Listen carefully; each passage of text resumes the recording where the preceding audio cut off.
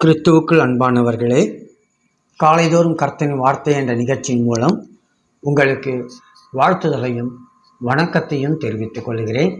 இன்றைய நாளுக்கான தேவ வார்த்தையானது 119 சங்கீதம் முதல் வசனம். சங்கீதம் 119:1.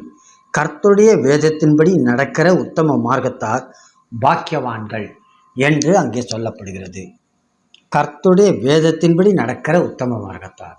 நாம் வேத வசனங்களை வாசிக்கின்றபடினாலே, தேவனுக்கு உரியவர்களாகவும் காணப்படுகிறபடினாலே, அந்த வேதத்தின்படியாக நம்முடைய நடக்கைகள் தேவனுக்கு உரியதாக காணப்பட வேண்டும் என்று இங்கே இந்த வசனம் தெளிவுபடுத்துகிறது. அவ்விதமாக இருப்பவர்களைத்தான் உத்தம மார்க்கத்தார் என்று சொல்லி பாக்கியவான்களாகவும் வேதம் நமக்கு தெளிவுபடுத்துகிறது. ஆனால் இல்லாத பட்சத்தில் என்ன நடக்கும் என்பதை யோவான் 12:48 தெளிவாக குறிப்பிடுகிறது. யோவான் 12:48 என்னை தள்ளி என் வார்த்தைகளை ஏற்றுக்கொள்ளாதவனை நியாயம் தீர்க்கிறதொன்று இருக்கிறது. நான் சொன்ன வசனமே அவனை கடைசி நாளில் நியாயம் தீர்க்கும். இவ்விதமாக நடக்காமல் இருந்தாக்கா அந்த வசனமே நம்மை நியாயம் தீர்க்கிறதாக அங்கே குறிப்பிடப்படுகிறது. இன்றைய வசனத்தை நாம் படிக்கும்போது நமக்கு இனம் புரியாத ஒரு பயம் வருகிறது. கடைசி நாளில் நடக்கப் போகும் நியாய தீர்ப்பு எதன் அடிப்படையில் இருக்க போகிறது என்பதை இயேசு கூறினதாக இந்த வேத வசனம் குறிப்பிடுகிறது.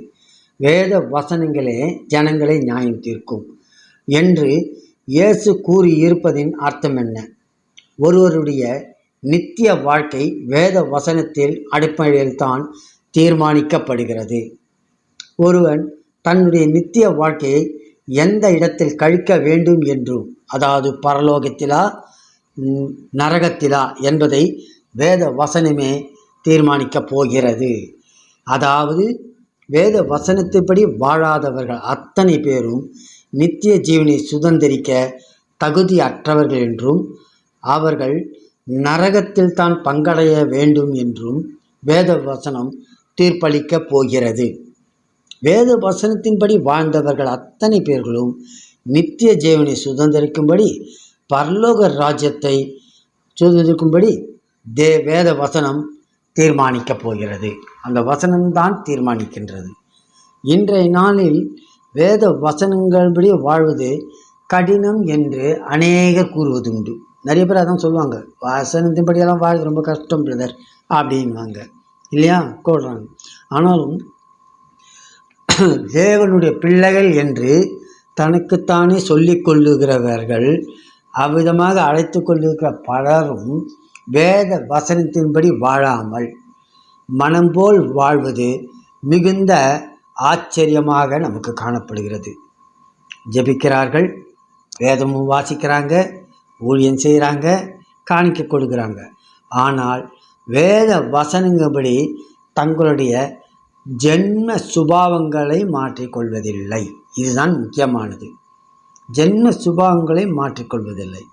இப்படிப்பட்டவர்களுடைய முடிவு பரிதாபமாகத்தான் இருக்கப் போகிறது என்று வேத வசனம் தெளிவாக குறிப்பிடுகிறது.